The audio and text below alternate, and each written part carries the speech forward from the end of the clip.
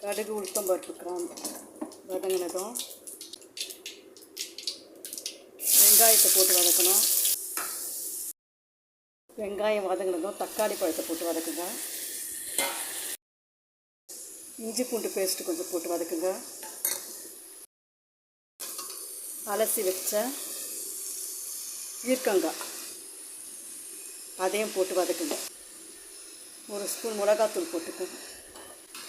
1 spoon மஞ்சள் தூள், 1 spoon உப்பு. மிளகாத்தூள், மஞ்சத்தூள், உப்பு இதெல்லாம் போட்டு நல்லா வதக்கிட்டு இது மாதிரி தண்ணி ஊற்றி ஒரு மூடி போட்டு நல்லா வேக வைங்க.